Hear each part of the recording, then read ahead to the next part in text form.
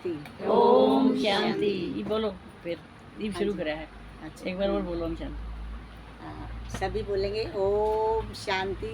ओम शांति। ओम शांति। ओम शांति। ओम शांति। ओम शांति। तो आज जो भी बाबा आपको बताए उसको बड़े ध्यान से सुनना है और अपनी हमने चेकिंग भी करनी है कि हमने कितना सुना। अब सुनने वाले भी कई तरह के होते हैं, ध्यान से सुनना। सुनने वाले को क्या बोला जाता है? श्रोता। और जो कहता है उसको क्या बोला जाता है? वक्ता। तो बाबा ने बहुत पहले बताया था कि 3 तरह के सुनने वाले होते हैं। तो आप सब माताएं जो सबको पता होगा आपको तो कि गांव में जब हम रहते थे ना तो 3 चीज़ों का यूज करते थे हम। एक होता था उखल और मूसल, है ना, और एक होता था छाछ और एक होता था छलनी। तो वो छलनी क्या करती है? वो तो छिलका अपने पास रखती है और सार नीचे छोड़ देती है। और जो छाछ होता है वो कूड़ा कर सब बाहर फेंकता है, अच्छी चीज़ें अपने अंदर रखता है। और एक होता है उखल और मूसल, वो दोनों ही चीज़ें अपने अंदर रखता है। उसमें इतनी सामर्थ्य नहीं कि वो अलग अलग कर दे। वो छिलका भी बीच में ही होता है और सार भी बीच, चावल भी जैसे बीच में होता है। तो कहते सबसे नंबर 1 का श्रोता वो होता है जिसको छाछ की उपमा दी जाती है, जो पूरा करकट जो गलत बातें उनको छोड़ देता है और अच्छी बातों को ग्रहण करता है। तो आज हमने वही बनकर बैठना है, वही बनकर बैठना है और फिर ये ध्यान से सुनना है कि बाबा ने क्या कहा है और क्या हमने फॉलो करना है। तो आज बाबा ने बताया था ना कि एक तो अपने भोजन का ध्यान रखो। तो ऐसा बाबा क्यों कहता है? क्योंकि सबसे ज़्यादा असर अन्न का ही पड़ता है, मन पर। इसलिए बाबा हमें बार बार समझाता है। तो बाबा पर आपको कितना निश्चय है, आज इसके बारे में हम चिंतन करेंगे और मनन भी करेंगे। अब मैंने जैसे आपसे पूछा कि आपको कितना निश्चय बाबा पर, तो आप क्या जवाब दोगे? कि बहन जी निश्चय तभी तो यहाँ पर आए हैं, तभी तो मुरली सुनते हैं। ऐसा ही कहोगे ना कि बाबा पे निश्चय ही, हमें तो हर लोग तभी तो आते हैं यहाँ पर, इतनी दूर से आते हैं। हाँ, लेकिन बाबा कहते हैं कि निश्चय तो है मेरे बच्चों को, लेकिन फिर नंबरवार है, नंबरवार बन जाते हो। आज हम इसी के बारे में चर्चा करेंगे कि नंबरवार कैसे बनते हैं और वो निश्चय क्या है। देखो 4 प्रकार के निश्चय तो बार बार बाबा मुरली में कहता है। वो कौन कौन से निश्चय कहता है बाबा? बता रहा, किसी को है पता? हाँ, एक अपने पर निश्चय और बाबा पर निश्चय, ड्रामा पर निश्चय और ब्राह्मण परिवार। ये चारों के बारे में आपको सबको ज्ञान है। लेकिन आज हम जानेंगे कि निश्चय होता क्या है, निश्चय कहाँ किसे जाता है। अगर संपूर्ण निश्चय हो जाए तो वो कैसी अवस्था होती है, हमारी स्थिति कैसी हो जाती है। जब हमें ये कैसे पता लगाएं कि हमें बाबा पर 100% निश्चय है। तो बड़े ध्यान से सुनना, जब बाबा पर हमें 100% निश्चय होता है तो फिर हमारे मन की दशा कैसे होती है? हमारे मन में कोई भी प्रश्न नहीं होता, क्यों क्या सब खत्म।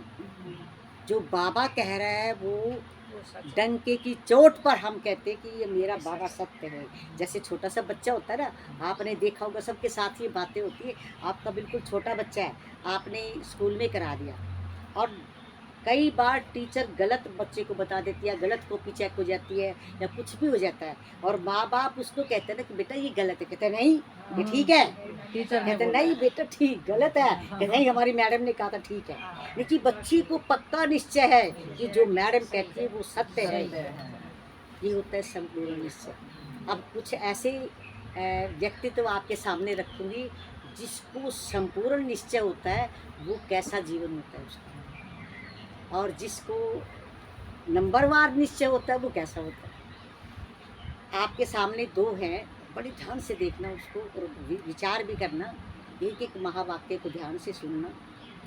एक था अर्जुन और एक था हनुमान। अर्जुन को भी निश्चय था कृष्ण के ऊपर, लेकिन वो नंबरवार, उसमें क्यों क्या कितने प्रश्न थे और 18 अध्याय कितनी मेहनत करनी पड़ी कृष्ण को, और तब भी उसको इतना समझ नहीं आया, तब भी फिर वो हलचल में ही रहा। तो ये होता है नंबरवार निश्चय। और संपूर्ण निश्चय क्या होता है? एक हनुमान का देखो आप, हनुमान था, कैसी भी परिस्थिति में कितनी परिस्थितियां उसके सामने आई, हनुमान को ये निश्चय था पक्का कि जब भगवान राम मेरे साथ है तो सब काम ठीक होंगे। और उससे भी ज़्यादा निश्चय एक और मैं आपको बताऊंगी, आपने सबने देखा लेकिन कभी विचार नहीं किया होगा तो बहुत अच्छा है। जब हनुमान संजीवनी बूटी लेकर के आता है, ये तो सबने देखा, कभी सूर्य आई, कभी कुछ आया, कभी कुछ आया, सब पार कर दिया। और कोई न कोई व्यवस्था ऐसी बनी क्योंकि उसके साथ परमात्मा था। जब वो भरत का तीर लगा और वो नीचे गिरा तो उसने देखा, सब बता दिया कि ऐसे ऐसे लक्ष्मण को तीर लगा है और मैं जब तक जाऊंगा, मैं सूर्य निकलने से पहले मुझे पहुंचना है, अगर मैं नहीं पहुंचा तो आपका चला जाएगा लक्ष्मण के प्राण संकट में। और उर्मिला को देखा तो उर्मिला ये सुन करके कोई भी हलचल उसके मस्तिष्क में नहीं है, उसका चेहरा खिला खिला। तो उसने कहा माता आपको कोई टेंशन नहीं है, मैं आपको कैसी परिस्थिति बता रहा हूँ, आपका जो आपके पति है जो इतने संकट में है और आप तो कुछ हलचल में आ ही नहीं रहे। उर्मिला कहती हनुमान आप तो डगमगा, आपको निश्चय नहीं है। कहता है वो ऐसे की गोद में है उसका सिर कि वहाँ पर महाकाल भी नहीं उसको ले जा सकता। और ये होता है निश्चय। कहते जिसकी गोद में उसका सिर है वहाँ पर सूर्य तो क्या महाकाल भी उसका कुछ नहीं बिगाड़ सकता। ये होता है संपूर्ण निश्चय। और फिर संपूर्ण निश्चय किसको था, एक व्यक्ति तो वो रखती हूँ मैं आपके सामने। और फिर जब कहते हैं जब हनुमान पूरा जीवन राम के साथ उसने बिताया और जब अयोध्या के अंदर आया तो तब क्या एक दृष्टांत आता है उसमें। तब क्या हुआ कि जैसे राम का राज तिलक हुआ और फिर धीरे धीरे करके सबको भेजा जाने लगा। सुग्रीव को भेज दिया, उसको किष्किंधा का राज्य पहले ही दे दिया था, उसको भेज दिया।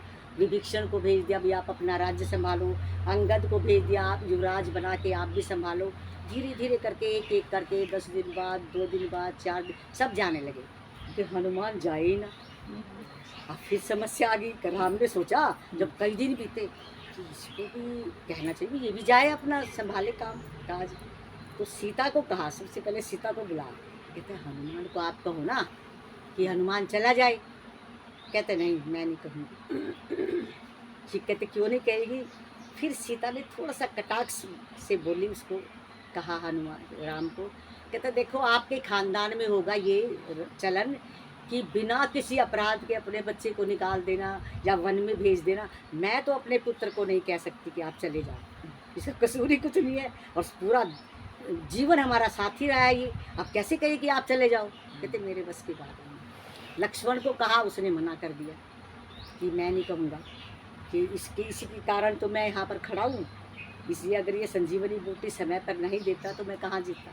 तो ये वो मेरे बस की बात नहीं। भरत ने भी मना कर दिया। कहते हैं जब मैं चिता बना रहा था इसने तो मेरा बड़ा धैर्य बनाया था, मेरे बस की मैं नहीं कहूँगा हनुमान को आप चले जाओ। तो राम ने सोचा बड़ी समस्या, निश्चय की बताती हूँ कि निश्चय कैसा होता है। फिर राम ने एक योजना बनाई, सबको इकट्ठा किया और जैसे किसी की रिटायरमेंट होती है ना और उसकी सेवाओं का बखान किया जाता है, इसने ये किया, पूरा जीवन बहुत अच्छा कार्य किया, इसकी सेवाएं बहुत प्रशंसनीय है, इसका कार्य ये है वो जो भी है। तो राम ने ऐसे ऐसे उसकी प्रशंसा करनी शुरू करी हनुमान कि हनुमान तो मेरा भरत से भी ज़्यादा अच्छा भाई है, इसने मेरी बड़ी सहायता करी है पूरा जीवन, इसने तो सुग्रीव से भी डबल सहायता करी है मेरी, जितनी सुग्रीव ने की उससे तो डबल इसने करी है। हनुमान सब कुछ सुन रहा है। तो फिर कहता है हनुमान तू भी देखो मैंने सबको पद दे दिए हैं, किसी को कुछ पद, किसी को कुछ, किसी को कुछ, अब तू भी ले ले जो तेरा मन करता है। कहता है प्रभु अभी आपने कहा था ना कि सुग्रीव से दुगनी मैंने सहायता करी है, दुगना आपका साथ दिया। कहता हाँ। कहते मुझे तो 2 पद मिलने चाहिए, फिर एक में मैंने काम चलाऊंगा। अब राम सोचते हैं कि ये तो थोड़ा लालची सा लगा है, उसके मन में तो लालच आ गया, ये 2 पद मांग रहा है ये। कहते चल हनुमान तू 2 पद ले ले। हनुमान को तो बस ये सुनना था, उसके चरणों में बैठ के दोनों पद पकड़ लिए। कहता है बस मुझे तो यही चाहिए, ये 2 पद मुझे चाहिए। हाँ, अब निश्चय कैसा होता है, अब आप देखो बाबा भी तो, अब सारे हनुमान बैठे हो तुम, और बाबा हमें कहता है कि जितना संपूर्ण निश्चय जिसका होगा ना, उसी को मैं 21 जन्मों के लिए बादशाही दूंगा। अगर नंबरवार होगा तो नंबरवार ही मिलेगा सब कुछ। तो जब निश्चय पूरा होता है तो उसने क्या किया, तो ये 2 पद मुझे दे दो, और इनसे इनको मैं किसी को दूंगा नहीं, इन पर मेरा पूरा अधिकार है। आप देखो अभी भी, अब वो हनुमान के त्रेता युग की बातें बताते हैं भक्ति मार्ग में, आज भी जितने मंदिर भगवान राम के बने होते हैं, आप देखना हनुमान को नीचे बिठाते हैं ऐसे, और इतने मंदिर हनुमान ना राम के नहीं है जितने हनुमान के, यानी कि पूजनीय बनाता है। और बाबा भी तो आपको पूजनीय बनाने की कोशिश कर रहा है। बाबा बार बार चोट लगाता, आप ये करो बच्चे, ऐसा करो, ऐसा करो, ऐसा करो, तुम तो ये हो, कितना नशा चढ़ाता है ना बाबा। तो ऐसे ही तुम सारे हनुमान हो। तो अब आप अपने देखो कि कितना निश्चय हमें बाबा पर। और एक और भक्ति मार्ग भी यहीं से लिया गया है। और फिर मीराबाई को देखो, अरे संपूर्ण निश्चय इसको कहा जाता है, जो दृष्टांत मैं आपके सामने अभी रखूँ। मीराबाई को राणा जहर का प्याला भेजता है, और जो मीराबाई को जहर देता है ना ला करके, वो कहता है ये लो आपके कृष्ण का चरणामृत है। अब जब मीरा ने ये सुना तो उसने कहा ठीक है लाओ, चरणामृत हो गया उसका। और उसने पी लिया। पक्का निश्चय, 100% निश्चय कि ये तो चरणामृत है, और कुछ नहीं बिगड़ा उसका। लेकिन राणा को डाउट हुआ। राणा ने सोचा कि जिस वैद्य से ये जहर बनवाया था उसने तो ऐसे किया है, धोखा किया है, तो जहर तो बनाया ही नहीं। उसको बुलाया गया, कहते ये तूने क्या किया? कहते जी जैसे जैसे आपने कहा था मैंने तो जहर बनाया था। कहते नहीं, मैं नहीं मानता, तो पी के दिखा इसको, अगर तू मर जाता है पीने से तो मैं मान जाऊंगा। उसने जैसे ही एक बूंद जहर पिया वो खत्म हो गया। तब राणा के मन में आया कि मीरा बची कैसे, और फिर बताया मीरा ने कि मुझे तो केसर पर पक्का निश्चय है, 100% निश्चय है कि तुम दुनिया वाले मेरा कुछ भी नहीं बिगाड़ सकते जब वो मेरे साथ है। तो बाबा ने आज मुरली में यही तो कहा है ना कि मुझे साथ रखो। हाँ, निश्चय पक्का होना चाहिए। तो हम अपने पर आप देखो, करो चेकिंग करो अपनी कि हमें बाबा पर कितना निश्चय। अब निश्चय जब होता है ना, कोई प्रश्न नहीं होता। अब बाबा ने एक छोटी सी बात कही है, जैसे हम कहते हैं कि बच्चे तो सात्विक खाना खाओ और एक हर रोज मुरली सुनो। तो अगर हम इसमें बहाना करते हैं या कुछ करते हैं तो हम नंबरवार हैं। यही तो नंबरवार हो जाते हैं, यहीं पर नंबरवार हो जाते हैं।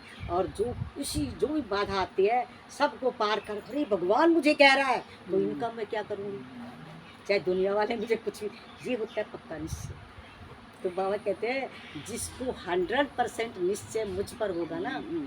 अब जी बाबा के ज्ञान में क्या है, जितना और उतना, जितना बाबा कहते हैं मुझे याद करोगे उतना मैं आपके साथ रहूँगा, और जितना मुझे किनारे करोगे मैं भी किनारे हो जाऊँगा। तो वो हमारी कमी होती है। हम निश्चय हमारा, जब कई बार कहते हैं ना कि अरे हमारा तो निश्चय ही डगमग हो गया, फिर हम संदेह आता है, बुद्धि जो हमारी वो संदेह करने लगती है। अरे बाबा तो कह रहा है, अब बाबा आप आके देखो, आप रह के देखो, गृहस्थ में आप रहो बाबा, आप तो ऊपर बैठे बैठे हुक्म चलाते हो, आप रह के देखो ना इन आत्माओं में, आपको पता चलेगा। बाबा ऐसे ऐसे प्रश्न नहीं करते, बच्चे करते हैं। और फिर कहते हैं अगर थोड़ा सा बाबा कुछ कर, बाबा मेरी किस्मत में क्यों लिखा था, वो तो ऐसे कर रहा है, उसको तो कुछ भी नहीं होता, अब मेरी तो पीछे पड़ गया सब, मैंने क्या बिगाड़ा बाबा, मैं क्या बिगाड़ा मैंने। फिर ऐसे ऐसे प्रश्न करते हैं, वो होता है नंबरवार। अब 2-4 दिन से ठीक है वो नंबरवार। आप देखो बाबा हमें बार बार क्यों सुनाते हैं, ये भी राज बताते हैं। अब बाबा को बार बार कहने की क्या जरूरत पड़ी, हर रोज मुरली के नई नई पॉइंट, एक बात को तो रोड मोड़ के कभी कुछ कहता है, कभी कुछ कहता है, कभी किसी तरीके से कहता है, कभी किसी तरीके से। तो यही कहते हैं कि बातें वही हैं। हाँ, तो बच्चे समझ जाए तो बाबा क्यों कहता है ऐसा, ये विचार करो कि ऐसा बाबा को क्या जरूरत पड़ी है, कितनी मेहनत बाबा हमारे साथ कर रहा है। आप विचार करो इस बात को। कि डेली हमें समझाता है कि बच्चे ऐसे करो, नहीं नहीं ऐसे नहीं, ऐसे करो, ऐसे करो। जब कोई आत्मा आपको कुछ कहे ना, जब बहुत क्रोधी आत्मा आपके सामने आए, आप बर्फ की सिल्ली बन जाओ, उसको देखो और ऐसे बनो कि आपसे जो ठंडी ठंडी जो वाइब्रेशन उसको जाए, वो आत्मा वो शांत हो जाए। तब सोचूंगा मेरे ऊपर आपका पक्का निश्चय है। और फिर वो सामने वाला भी कहेगा ये कुछ तो दम है इनमें, देखो हम कितना कुछ करते हैं इनके साथ, कितना कुछ चोट मारते हैं, कुछ बोलते ही नहीं ब्रह्मा कुमारी वाले। अगर हमने आज नहीं खाते, हमने कह दिया भाई हम नहीं खाते, ऐसा करते हैं। और किसी जगह हमने खा लिया, कोई कहते अरे ये तो बहुत प्यारा था मेरा, क्या करूं, ये तो घर का था ना फंक्शन, अभी तो खाना ही पड़ा, क्या करूं। फिर वो पता है क्या कहते हैं, वो कहते हैं अरे ये तो ड्रामेबाज है, कभी खा लेते और कभी नहीं खाते। ऐसा होता है। और बाबा कहते हैं मेरा एक श्रीमत का पालन करने में माया भी ठोक बजा करके आपका टेस्ट लेती है। और कहते मैं भी लेता हूँ, मैं भी माया को भेजता हूँ। और ये शान से कह रहा ना मेरा बाबा, मैं बाबा की, बाबा मेरा। कहते इसको देखो तो सही कितना कितने पानी में है, मुझे कितना अपना समझती है ये, ऐसा बाबा देखता है। अगर उसमें आप पक्के हो जाते हो, एक होता है वीर और एक होता है शूरवीर। अब ये हनुमान ऐसा क्यों बना, हनुमान ने तो कितनी कितनी परिस्थितियों का सामना किया, तो उसको भी डंके की चोट पर आजमाया है ना, तब उसको ऐसे नहीं दे दो पद, उसको भी देखा कि इसमें यही संशयात्मक बुद्धि तो नहीं इसकी। तो ऐसे ही बाबा हमें भी देखता है, हमें बाबा देखता है कि ये आत्मा कितना मुझे अपनेपन की लिस्ट में रखती है, ये मुझे कहाँ रखती है। ये वैसे तो सबके सामने देखो जी, मैं तो बाबा डेली तो मुरली सुनती हूँ, अब मैं और क्या करूँ, यही तो बता रखा आपने, डेली मुरली सुनती हूँ, अमृत वेला करती हूँ, जो जो आप कहते हो सारे काम कर रही हूँ।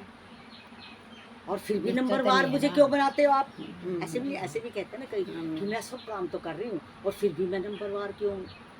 तो बाबा कहते हैं कि आप अपनी चेकिंग करो ना कि क्या मेरी हर श्रीमत का पालन करते हो। आप जितना करोगे उतना ही मिलेगा। ये जो ज्ञान है ना, ये जितने और उतने का खेल है और कुछ नहीं। जितना कहते बाबा मैं आपको ऐसे पैसा नहीं लेता, मुझे कुछ नहीं चाहिए। बाबा ने कहा मुझे तो पैर भी ना छुओ, मेरे पास तो पैर ही नहीं है, मुझे नहीं चाहिए कुछ भी, बस मुझे तो जो मैं कह रहा हूँ ना वो मान लो, बस मेरी श्रीमत का पालन कर लो। फिर मैं गारंटी लेता हूँ, फिर तो मेरी गारंटी 21 जन्मों की, दुनिया वाले आपका कुछ भी नहीं बिगाड़ पाएंगे। लेकिन कब लूँगा गारंटी, जब मेरी बात मानोगे। और ये नहीं, वो तो परीक्षा भी लेगा कि एक श्री, अब बाबा ने जैसे कह दिया ना, ये विचार करो ऐसा होता सबके साथ होता होगा। बाबा ने कहा बेटा बच्चे शुद्ध खाना खाओ, और बाबा ने कई बार ने कहा ना कि किसी भिखारी के हाथ का ना खाओ, कह दिया बाबा ने। अब बाबा की सुन लिया आपने और आप कहीं गए तो उसने कहेंगे ये सारे तुम्हें तो पत्थर हो रहे हैं, और हम अगर बना के लेके जाए तो ये तो अच्छे, ये ब्रह्मा कुमारी आते तो किसी का कुछ खाते ही नहीं है, ऐसे भी होता है ना।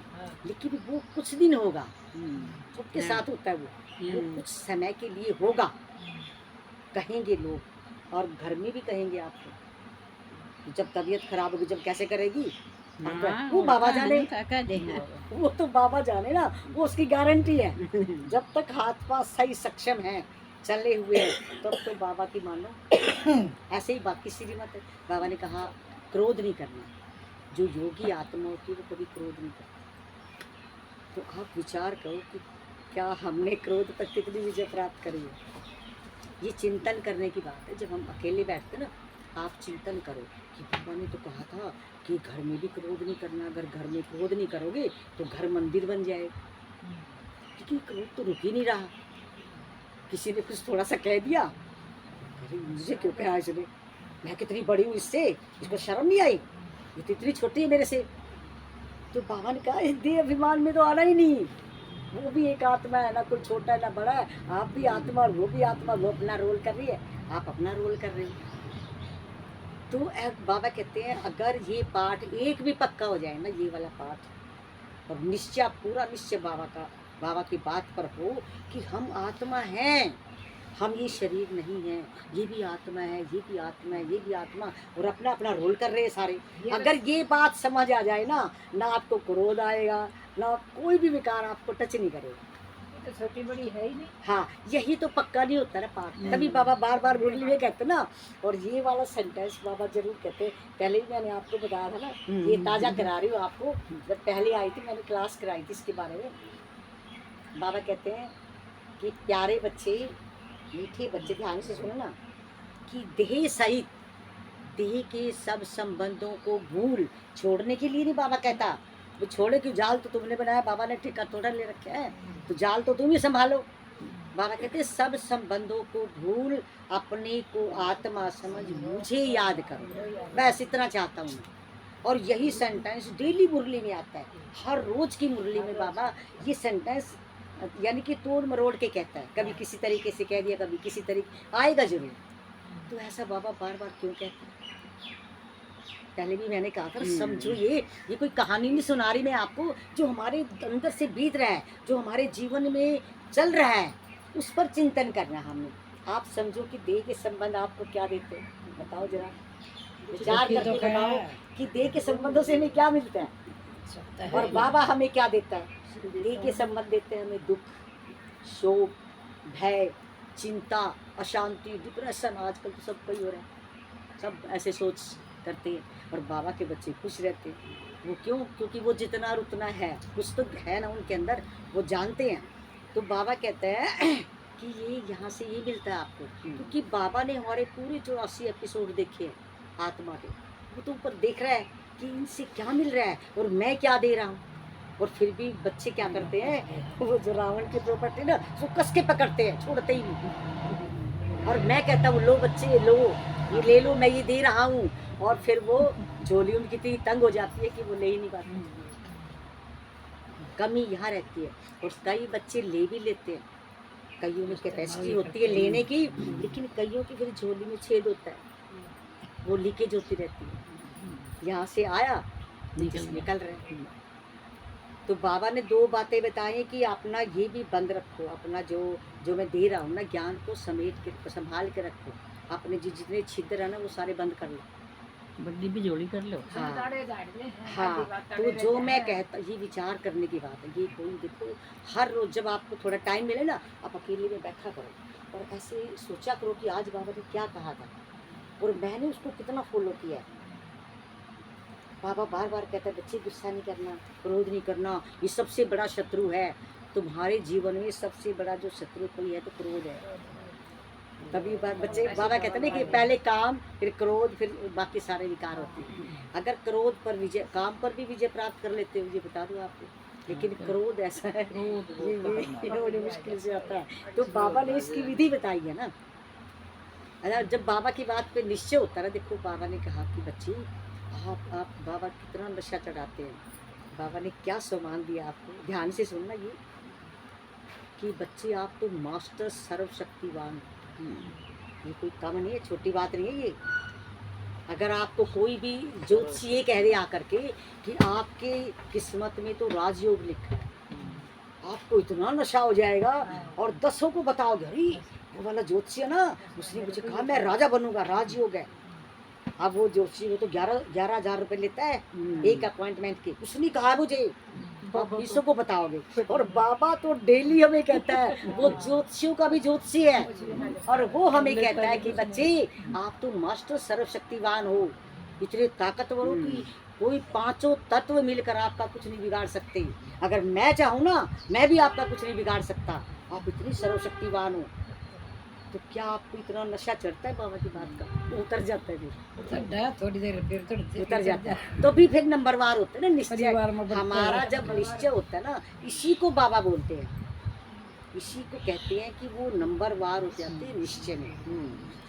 अगर कोई आत्मा हमें कड़े कड़े शब्दों से हमारा अपमान कर रही है, अगर हम योगी आत्मा हैं, अगर ज्ञानी तो आत्मा है, अगर आपका योग बाबा से लगता है और अगर आपके विकर्मों का विनाश हो रहा है या बिना, तो आपको उसकी बात का असर नहीं होगा। अगर अभी हमारे विकर्म विनाश नहीं हो रहे हैं तो थोड़ा सा हमें कोई कुछ कहेगा, हमें लगेगा, हम दुखी होंगे, हमें क्रोध आएगा, सब कुछ होगा। लेकिन बाबा हमें वो तरीका बताते हैं कि बच्चे क्रोध नहीं करना। देखो परीक्षा भी तभी होती है, अगर परीक्षा मैं नहीं लूँगा तो अगली क्लास में कैसे होगी? आपने आज कहा, मैंने एक आपकी क्लास उसमें कराई थी उस वाले कमरे में, कि क्रोध को हम कैसे अपना काबू करें या कैसे हटाएं, कैसे उस पर विजय प्राप्त करें। एक मिनट रुक जाओ। तो